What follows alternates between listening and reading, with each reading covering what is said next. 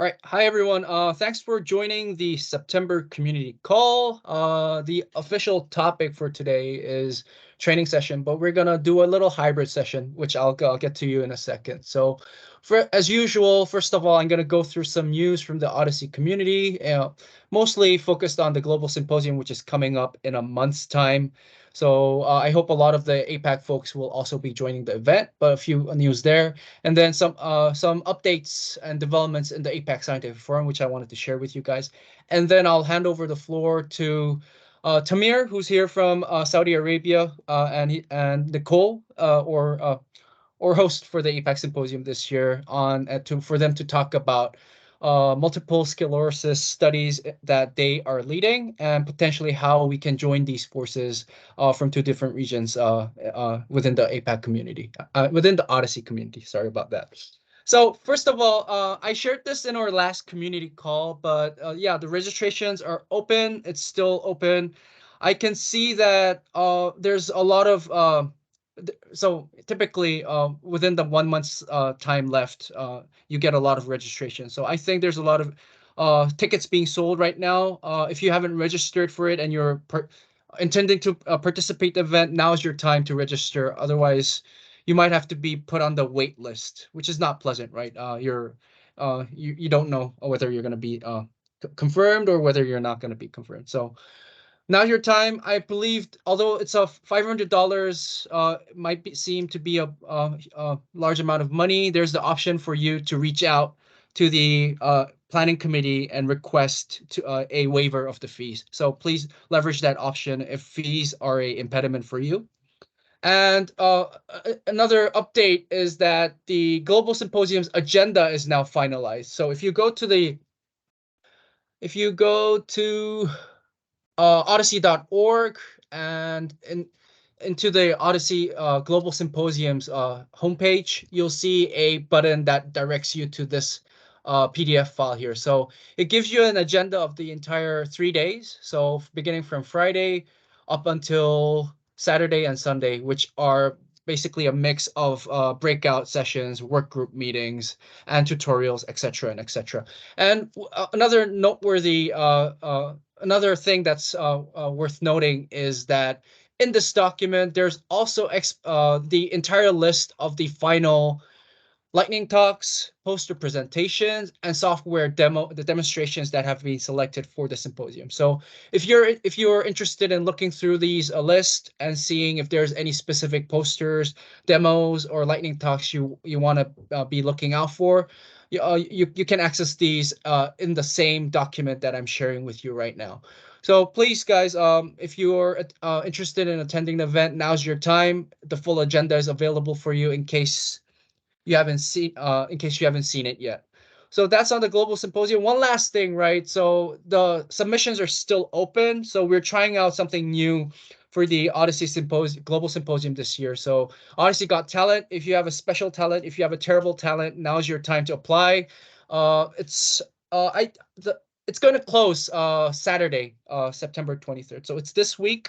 There's like 2 days left for you to submit. So please, guys, I'm particularly interested in this because I'm really going to look out for the recording that's going to come up, because I really want to see what type of talents the community has, and I really look forward to seeing familiar faces from the APAC community representing us on their terrible and excellent talents. So that's all. That's all for the Global Symposium. A few highlights from the APAC Scientific Forum. So we had a session this month inviting Anna from the OHDSI vocabulary team to do a session on the OHDSI vocabularies and also some developments from that area. And we received a lot of attention actually, because typically in our community calls we have around 30 to 50 participation. We have like approximately 30 people here today. But back in the APAC Scientific Forum, we had as much as audience as we're having today. So there was a lot of interest. I had a lot of side requests from the community on getting the recording uploaded on OHDSI.org. So It is actually, with Craig's help, it is actually being uploaded into our OHDSI APAC community page. So if you go to ohdsi.org, there's a APAC community calls page, and typically all our community calls are uploaded here. So they're all community calls so far, but we have a very special upload here on the APAC Scientific Forum last 3 weeks ago, I would say. So please, if you haven't had the chance to watch it or be there live, please, now's your time. Get to know why it was such a big interest from the community. And another news to share is that because it received a lot of interest, we're actually going to take next month's APAC Scientific Forum to follow through on the rest of the agenda that was planned for this month and answer any questions that the community might have on the vocabularies. So please join us on the October 5th APAC Scientific Forum if you are interested in the OHDSI vocabularies. And last but not least, if you really like these sessions and you really want more of these sessions, there's an ongoing survey that is being led by Mukesh and team from Singapore.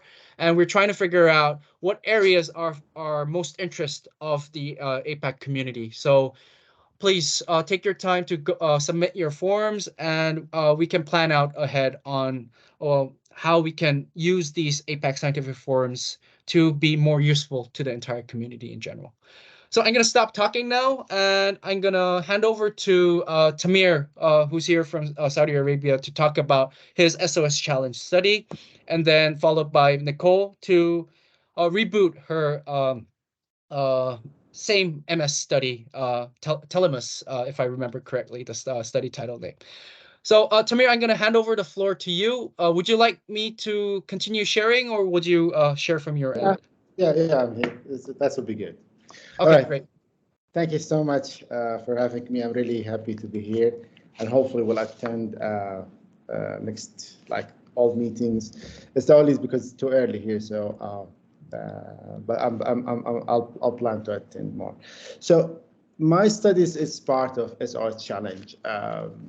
It's more of characterization study. It's under title of incidence of progressive multifocal leukoencephalopathy, which is PML, during MS biological exposure. Next slide. So the research question that we have, among patients with MS who are new users of biologic treatments, example, almethuzumab, natalizumab, and others, how many patients experience PML while in treatment? And here we have a discussion of, like, you have a new user, prevalent user. So, and this is one of the points that we're gonna discuss it here today. This is the general questions. I'll go quickly. If you go next slides about the disease itself, and I'm sure you all, since Nicole described this, I won't spend a lot of time here. So, you know, MS is really one of the common disabling disease that affect people between 20 and 40 years. However, it could affect younger people and even elder people. It's just, you know, there's cover in the neuron, it's cut, I mean, this is attacking the neuron. So it's believed to be immunological disease or inflammatory disease in those patients who have been affected by this disease. Next slide, please. So there are several risk factors. Being female gender increase the risk. Age, as I mentioned before, between 20 and 40s. There are some genetics roles. Those who have chromosome 6p21, family history, some of diseases, especially infections, that also might like increase the risk of having MS. White people, especially from Northern Europe, also they have high risk of the MS. Next, please. Also injury, as I mentioned before, autoimmune disease that's also could really be a major risk for developing MS. There is a belief that low vitamin D level that's also could be like having more risk to get MS. Next slide, please. So, you know, MS, it's not really that very old disease. There's no specific single diagnosis. They're actually having different diagnoses or test stats to rule out the other diseases. MRI has a big role to be part of the diagnosis, especially the scan for brain and spinal cord to look for any lesions, as I mentioned before, that you will see for the neurons. Lumbar puncture, looking for cerebrospinal fluid. They're looking for proteins, inflammatory cells. Also, these helping in the diagnosis, and also there's what's called electrode poles that's placed on the skin. That's also used in the diagnosis because it's mainly neurological disease. Next slide, please. So there is what we call McDonald's criteria. I'm not going to go into details, just get aware of the diagnosis. So if there's two or more than clinical evidence or lesions, this might be considered as evidence to diagnose patient with MS. If patients has two clinical evidence but only one lesion, they're also looking for giving more tests, are looking for a different site within the body. Having one clinical evidence, two lesions, also they might looking for CSF or cerebrospinal fluid to look for protein, and etc. So all these diagnoses, what's called McDonald's criteria, that's really trying to help diagnose a patient with MS. Next slide, please. So there are different types, and during my literature there is some other classification, but this is the main one, which is the first one, which is hopefully simple, not necessarily to lead to MS, which called clinical isolated syndrome. That the patient have first episodes, and most of the physicians, they call it CIS. So hopefully patient with having only CIS, not always develop to have MS, it could go away and not patient having MS. So the other three types is really what we call the MS patient. So relapsing remitting MS, which is the most common of multiple sclerosis disease. People with RRMS have flares-ups, and sometimes it's have remissions follow having more stabilized of the patient. So this is one of the most type or common of the MS itself. Primary progressive, also this is another type, which is patient people diagnosed with this types have symptoms and then slowly and gradually worsen without any relapse or remission. So this is one of the point to think, especially when we're having the patient diagnosis in any database. And the last one, which is the secondary progressive, is also when a patient diagnosed with the relapsing remitting MS, also the progress to the secondary MS. So the MS is really moving from type to other types. It's not always the case, but this is what I have seen from the literature. Next slide, please. So just to announce that I'm not a neurologist. I'm a background, I'm pharmacist, but also I also have a degree in epidemiology. So, but this is from what I have read, and also have some help from some neurologists. So for treatment, it has been long, different type of treatments, as you all know. Next slide, please. So in patient with MS, we have two types of treatment. We try to treat the attacks because people have some attack that those people feel not be able to move or like walking and etc. So the main treatment is corticosteroids to attack to correct the inflammation and that patient make them balance.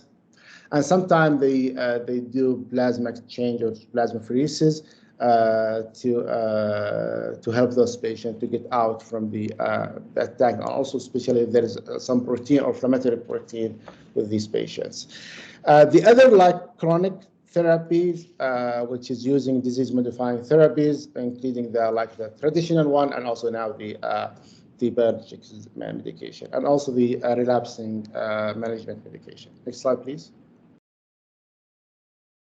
So this table, I'm not going to in the detail, but I'll just show you these some different types of medication that's being used for MS. So interferons was one of these early medications that's been used for different type of the MS. We have interferon beta A1 and interferon beta 1B, pegylated interferon, and other type of. So these being used early for the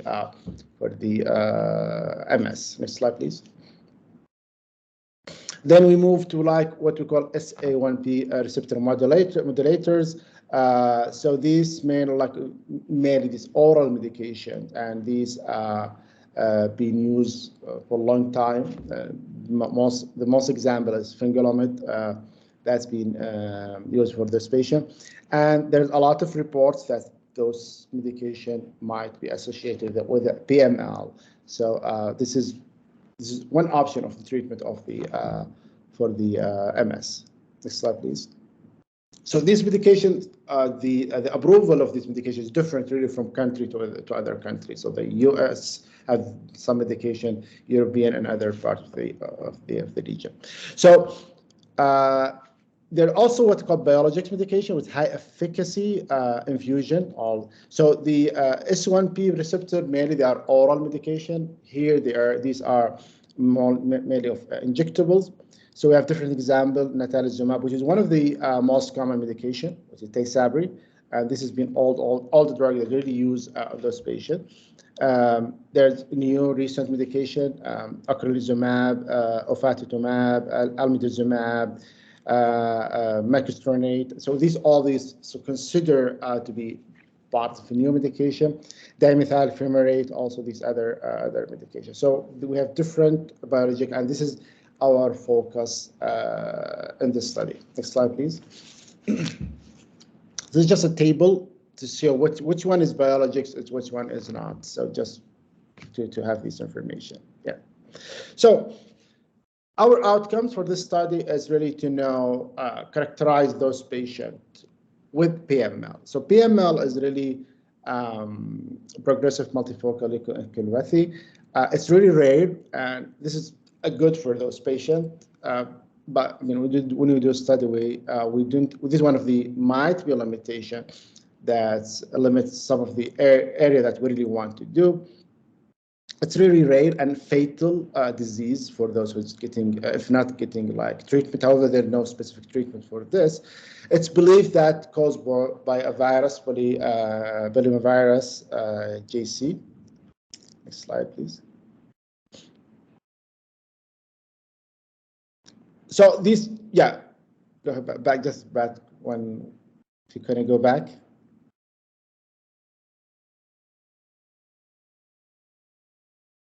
Okay, so this is just an example of the studies that show some of the risk of some of the medications and with the PML. We don't really have a lot of studies. There are no many studies. If you could go next, so you can see some of the examples of the studies. It's freezing with me. I'm not sure if it's moving.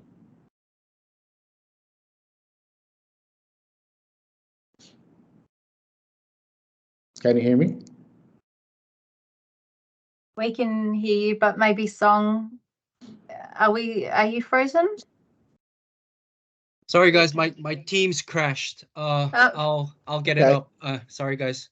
That's fine.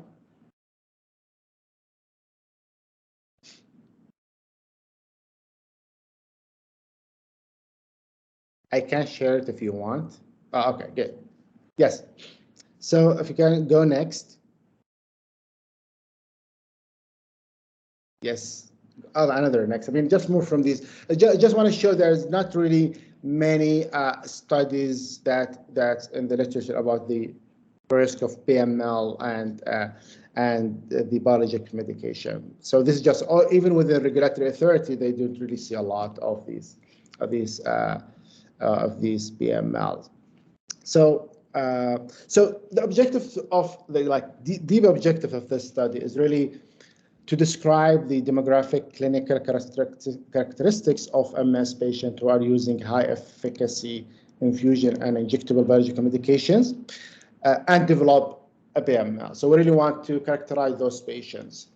And also we want, if possible, to know to estimate the incidence of PML among MS patients using high efficacy infusion, because we don't really know this information. We don't have them, and hopefully, I mean, we might have them, but like having big study, and this was the plan, we don't really do that.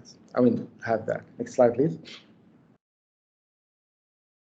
So this is just to bring it to think about, this is what the definition we are going to use, which is we will include all three types or any one of them in the study, except the first one, which is not always considered as MS. This code for ICD-10 and ICD-9, and there's good that there's, you know, the community do every year like phenotype February.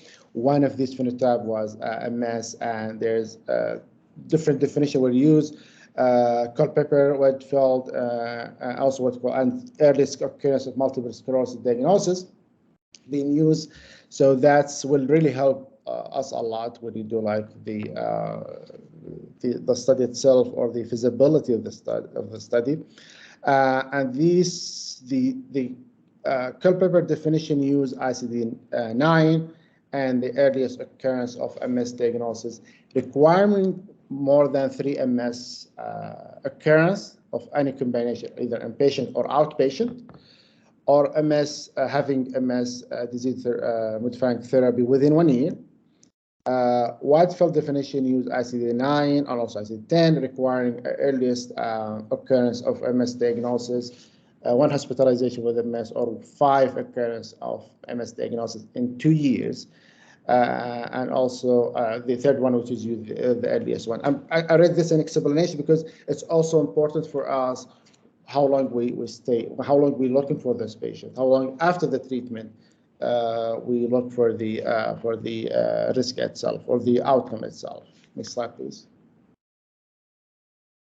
So the target cohort for, I mean, the first one, which is the characterization, is to have 1 record of MS diagnosis and 1 of prescribing of MS high infusions or injectable drug for more than 1 year period. And this is, I got it from the, I believe from the phenotype February, if I'm not mistaken. So the study population, patient with MS diagnosis who meet one of the following criteria. First exposure to high efficacy infusion, which is biologic treatment, at least 365 days observation prior to the index date, no diagnosis of PML preceding the index date. And this is one of the things that, do we use all of the biologic as one group, or having natalizumab group and non-natalizumab group as a group? So this is one of the, we might do this way. Next slide, please. So the exposure as a new user of one of the following medication, methotrexate, natalizumab, almatuzumab, ocrelizumab, ubirtuzumab, and also ofatumumab. So this is the biological medication used for MS. So index date here is defined as first exposure or to high efficacy infusion or biological drug, and then we look for the disease, I mean the PML itself. So and there is a protocol in the SOS challenge for more details. Some of the information I did not go in details because of the time. So there's some, because this went to many like discussion, there's some questions, I mean, in addition to any other question that anyone has. But, you know, sometimes people were not sure if these patients are really new user or not, and hopefully, I mean, to get enough number of new user of biologic medication, but sometimes patients already having other drugs and before getting the biologic drug, and they might develop the PML cases. So having carryover cases, how, if we want to estimate the incidence, how we ensure that this PML is due to the biological drug, is not due to the previous exposure to other medications. And the other question that we're debating about, the time at risk, what it will be. Is it like 1 year, 1 year and a half, 2 years, less or more? So some of the literature, they say it's 2 years, but we're still really discussing about this one. So this is the what I have to present.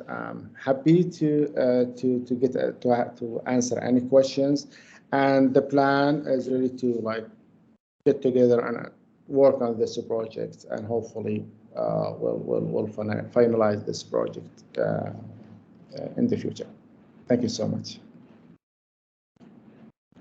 Thanks, Thamir, for the presentation. So any questions from the floor or any potential answers, suggestions, comments on the questions that Thamir has for us here as well?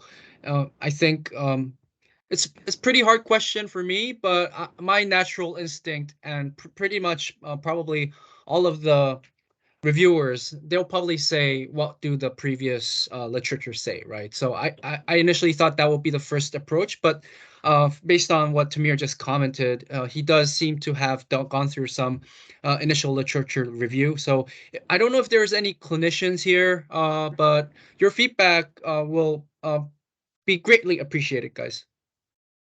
Yes. Okay. Either no clinicians or either everybody's shy.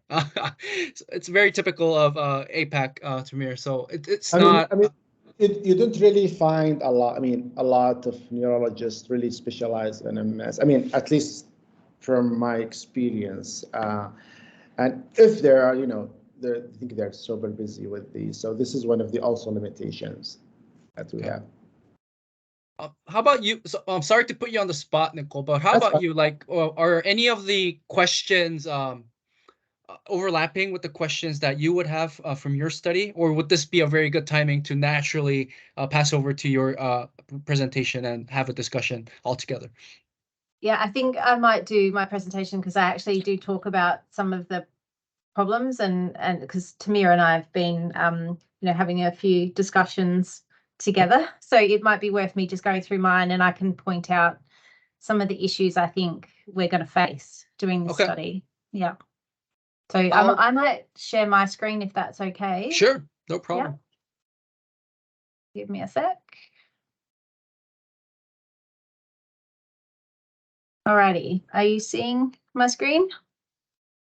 Yes. Yep. Yes. Okay, so just a bit of background to both of these studies, I suppose, for those of you that haven't been around as long. We pitched this study, the TELEMUS study, a year or so ago, probably more than that now, in one of the APAC symposiums. And at the time, we were really interested in understanding the medication use in the multiple sclerosis market. And the reason we wanted to do that was because it's a very dynamic market. There are a lot of new medicines that have been recently discovered and on the market for use in this condition. And there's a lot of, you know, movement in patients who take these medicines, and I'll show you an example of that. So people tend to go through, you know, different medicines in kind of a different cycle. They don't sort of set on one and then they're on that forever. So there's a lot of movement, and which has a really important impact on a safety study. So I'll also show you why I think that's the case. So I'm just sorry, try to.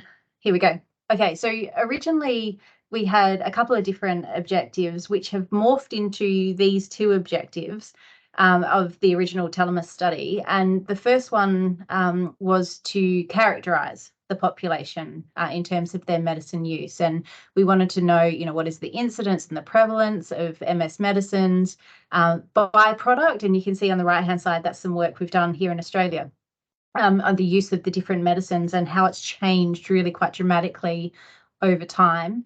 And then also looking at the use of the different types of medicine. So as Thamir mentioned, there's some really, the biologic medicines and other medicines that are really now much more efficacious, and they're sort of deemed early aggressive treatment. And then we have the traditional medicines that have been used for a long time. And if you look over on the right-hand side there, you can see that early on in the piece, lots of people were initiated on the interferons and glatiramer and that kind of thing, because that's what was available at the time. And then as we go along, now people are initiated much more frequently on, the MAB. So it's not algezumab because that came off the market, but natalizumab and ocrelizumab and cladribine and so on. So what has happened over time is that our pool of incident users of MS medicines has changed quite dramatically, and that will now have an impact on the way that we estimate safety for these patients. So when I show you the treatment pathways, it will make that much clearer, I guess. The second objective for us was to actually describe that treatment pathway. So to describe the dynamic nature of once people start on a MS medicine, where do they go over their treatment pathway? And that can also be very complex and has changed over time, of course. So they were the two objectives that we ended up landing on for the TELEMUS study. One of the original objectives was to just describe the incidence of MS over the different countries. And, that became quite tricky to do because of what Thamir just mentioned, that the actual diagnosis of MS is quite unclear and depends a lot on testing, and there's no definitive sort of test that says, yes, you have MS. It's kind of more of a rule out diagnosis in some cases. So it was a little bit tricky to come up with, a definitive diagnostic. So we were sort of deciding that we'll just worry about the treatments and the treatment pathways in MS for this study. So one of the first things that I think we need to do to kind of reboot both of these studies actually is to work out what treatments are available for MS. And I've got a list here, and I just noticed when Thamir put his list up that there are even now newer ones that I haven't got listed here, and this was done maybe 6 months ago. So there are quite a lot of new medicines on the scene, so we really need to get an updated list of those. What we also need to do is work out across the different countries what those medicines are indicated for. So there are a lot of the MABs that are used for multiple indications. So things like, natalizumab isn't only used for MS, it's used for other conditions. So if we want to know, what the natalizumab for MS, we need to know how you define that in your country. And that might be looking for a diagnosis, but we might not have a diagnosis, as I mentioned before. So we've got some issues here on the sensitivity of these medicines for MS. So we've got the medicines here listed, and how often they are used. Like, are they 6 monthly, 12 monthly, or every week? And a lot of these are infusions and injections, so they might have some sort of tricky treatment patterns as well that we'll have to understand, and whether they change across countries as well. So there's that. What we got up to when we originally did the TELEMUS study was defining those cohorts. So we have cohorts defined for the treatments that were available at the time. So these need updating, of course. So we were able to do that, and they're all sitting there kind of ready to go, and we just need to update them and make sure that we have a consistent list across our countries. So cohorts were created, and they have been run in a couple of IQVIA data sets, and we had a APAC session, maybe it was earlier this year, Song, I can't remember when we did that, where we were able to test the cohort definitions and the phenotypes in a couple of different data sets. So that recording is available if anybody wants to catch up on that. But that's kind of where we got to at the time. And then the SOS challenge came up, and we were working on the fluoroquinolone, and we have kind of sort of put this aside for a bit. And now we're hoping to kind of join forces with Thamir and do this study. So we also have treatment pathway code written. So looking at the different treatment pathways in MS, and we've at least looked at that in Australia, and people can do that in their own country if they like as well. But again, there is some issues of overlapping indications, and also some issues around the actual treatment intensities as well, and how you define people switching and so on. So there's a little bit of work to do, I think, still on the treatment pathway analytics that we would like to do, but at least we have something to work on. So there's a couple of things we need to do. Now, as this all sort of overlaps with what Thamir is doing, I think what we have to work out here is what we mean by time zero. So if you remember, what Thamir wants to do is say, what is the rate of PML in patients with MS who are taking some sort of treatment, a biologic treatment. But we need to decide what time zero is there, right? And time zero is such a critical point that we need to define it so that we don't induce a mortal time. So when we have our Culpeper algorithm that we're using for our phenotype, that requires us having at least 3 medicines, disease-modifying therapies or DMTs, for MS, and then we take the earliest occurrence of a script for one of those DMTs. So the minute we do that, we now have a mortal time on our hands. So, patients have to have 3 scripts for us to define them as having MS. And as soon as we do that, the time between their first script and their third script becomes immortal in a way for PML. It means that if somebody has PML, they'll probably stop taking treatment and they won't achieve our definition of coming into the study. So we don't know how often that occurs, of course, but we have a potential problem in the definition of our time zero. So the other thing we need to think about is, initiation. So do we want initiation of a biologic, a direct initiation of treatment for MS that is a biologic, or do we want to look at treatment or initiation of biologics in patients who have had prior treatment? And this is where I think Thamir was explaining that, is the PML associated with initiation of the medicine, or is it accumulated from prior treatments, right? So we need to kind of unpack the risk of PML associated with treatment as opposed to associated with, prior treatments. So there's 2 sort of issues that we need to sort out here.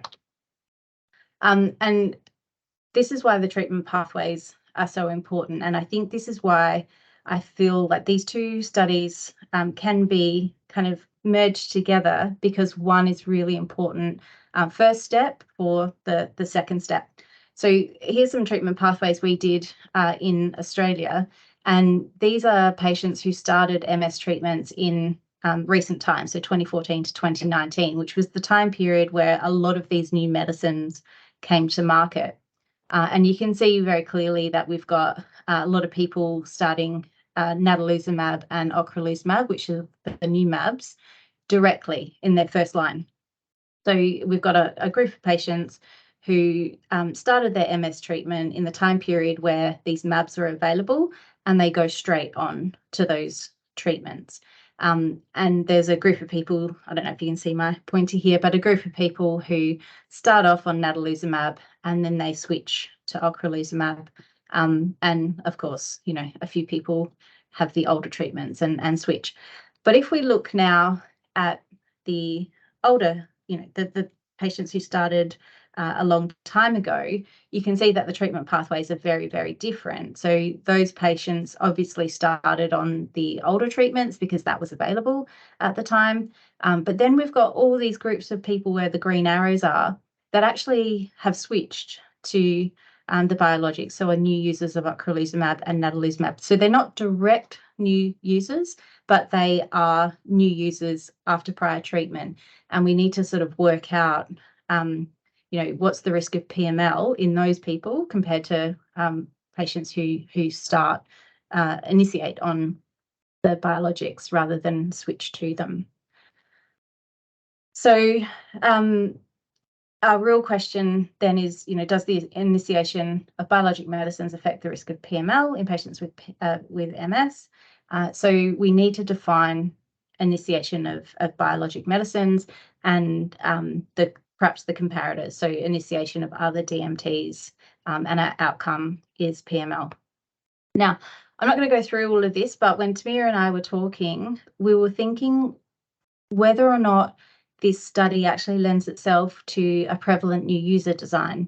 I won't go through it, but I think what we need is a working group who might like to, you know, design this study with the idea that it perhaps is a prevalent new user design, because we have this situation in MS where we have new users of treatment, but those new users of treatment, biologics, are mainly, you know, recent new users, but we have this whole group of other people who are prevalent new users of biologics. So meaning that they've had treatment prior and they've now initiated on the biologics, and it would be useful to include them in our study of determining, you know, the risk of PML, not excluding them as we would do in an active new user design. So all those people who are on prior treatment, if we do a new user cohort design, would be excluded from our analysis. And, you know, that would be a shame to get rid of them, and we would also then not really understand whether PML is associated with new use of biologics or associated with, you know, the treatment itself. So I'm going to leave it there, I think, and open to questions. I think I've asked more questions than I've answered, obviously, but just to say that I think what we really need to do is understand the treatment patterns and the treatment pathways to really help us to understand Thamir's question about what is the risk of PML with the biologic medicines. So I'll open up to questions. So hopefully that makes a little bit of sense. Thanks, Nicole, for the presentation. So while the community thinks of any questions, I actually have a question. Both of you might have mentioned this in your presentation, but so is PML known to be associated with only biologics or the older medications as well? Is it just the biologics? I'm going to let Thamir answer that because I don't know. Okay. Yeah. So yes, there's some risk with the other disease modifying therapy that's associated with also with the PML. The reason why I'm asking this is because, Nicole, you're trying to see a new user design as well as a prevalent new user design, right? So, is this intention because the people who are on previous medications can be what do you call I forget the English word, can be at risk of PML as well as people that are newly starting on biologics are also at risk of PML as well? Or I'm just trying to understand why you're trying to split the new user and the prevalent new user here. Yeah, because PML is not really associated with the biologics, natalizumab. I believe it's also with the other medications, especially that's the traditional medication that also associated. So, and so actually, you're, please go ahead. Yeah, and actually there's also some literature that also link it to the disease itself. So we are not sure. So is the disease has also a role with the but this is not that I don't see a lot of literature about this, but there is. However, yes, there is some other medication like traditional medication also can be at risk to develop PML. So that's why we try to find a solution how to overcome this concern. Okay, that makes sense. Yeah. Any other questions from the floor? So Nicole, you just mentioned a work group, right? If there's no questions from the audience, I guess the immediate next question from my end and for us to figure out is how would be the best way? What would be the best way for us to move forward, right? So I know Thamir has a separate Teams channel for his SOS challenge. Nicole, you also have a separate Teams channel for your study as well, right? So, would it from a logistic perspective, would you like to get more people to be on board to specifically discuss these issues that you guys are facing and move forward with that? Or like, I'm just wondering how us as a community can help you guys. Well, I think what we could do is migrate all of the work on the TELEMUS study into the SOS challenge channel just as a logistics thing, and then perhaps really have a small group that can define exactly what it is that we want to do here and how we achieve it. So I think the first step is to really get a good list of what are the treatments available for MS. And we did that a little bit in the TELEMUS study, and Hong Kong had a look at their list, and a few other countries had a look at lists. I think you did that for me, Song, as well, and looking at, well, what are the medicines? Yeah, have we got the full set of medicines? And then we get the concept IDs and so on. And then we design a utilisation study or a characterization study for those treatments across countries.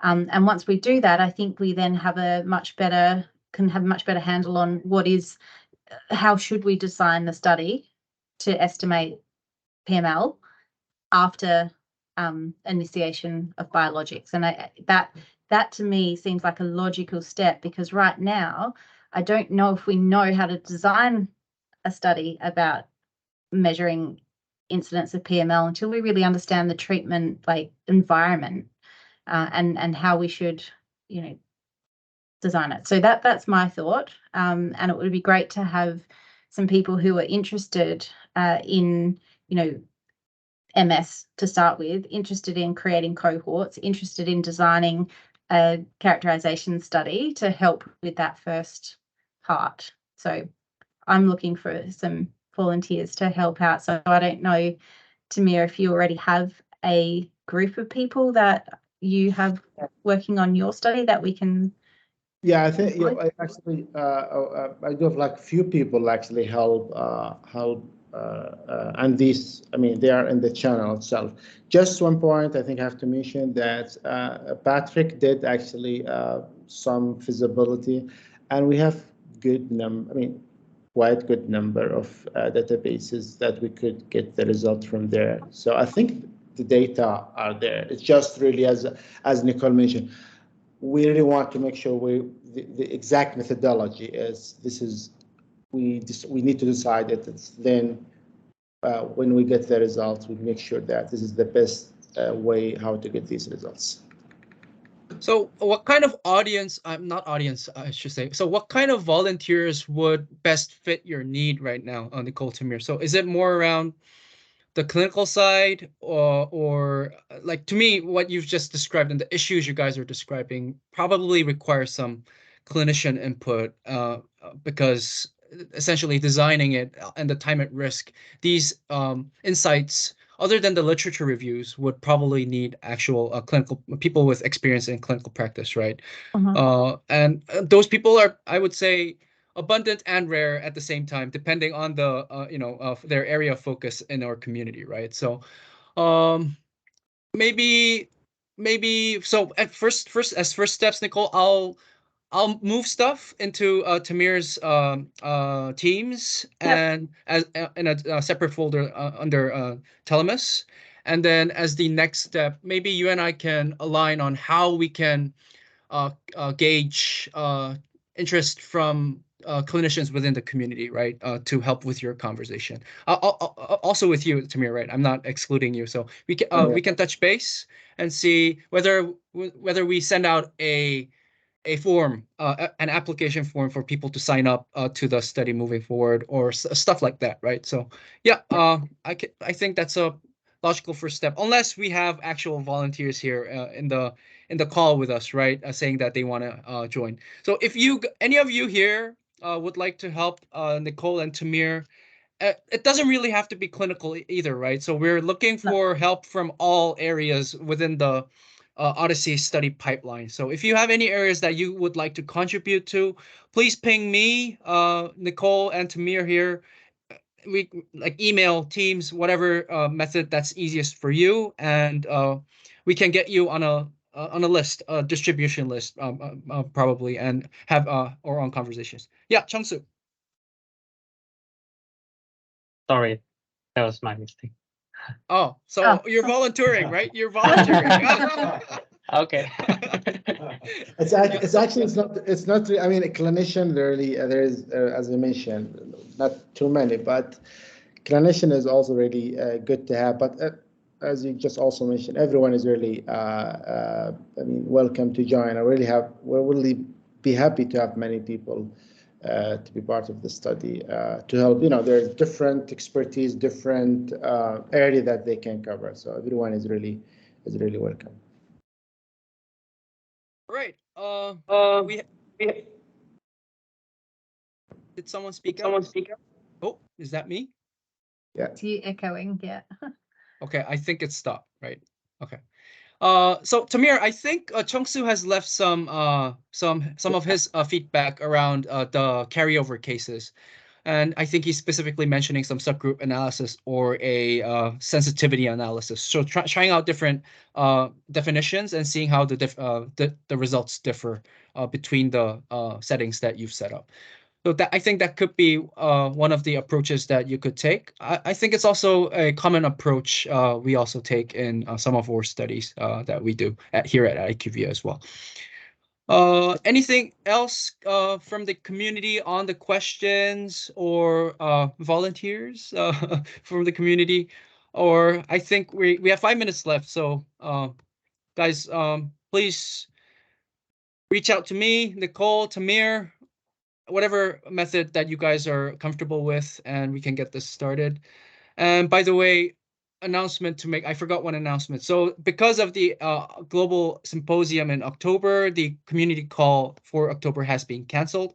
Or next community call will be in November, where we'll have a recap of the global symposium and also a small training session by the Taiwan chapter as well. So that's a FYI on the next community call. Anything else from the community, or any closing comment? Hi, Dong-Yoon, go ahead. Hi, I want one question. Nicole and Thamir, do you have any plans to explore the psychiatric outcome for the MS? Because MS is closely related to psychiatry, so I'm really interested in psychiatric outcomes. So yeah, I'm wondering if you have any plans to do that. I don't know if there's, it would be great to do a safety study after this, other than just looking at PML for sure. And I think if we set up the study correctly, then we have that opportunity to do a lot of different outcomes. So absolutely, it's not on the list right this second, but if we set it up for PML, we have it set up for all the other outcomes, and that's the power of OHDSI. Yeah. Thank you. Okay, so Dong-Yun, I'll probably include you in the distribution list moving forward. Welcome to the club, Dong-Yun. All right, everybody, thank you for your time today. I'll follow up with Nicole and Thamir separately on how to get you guys to join and come on board. So give you 3 minutes back. Have a great week ahead. And for those that have the long holidays coming up next week, as well as the first week of October for the folks in China, enjoy your long leave, and we'll see you at the Global Symposium or at the upcoming community call and APAC Scientific Forum calls. Bye, guys. Thank you. Fabulous. Much. All right, thanks Bye. everyone. Thank you. Bye. Bye.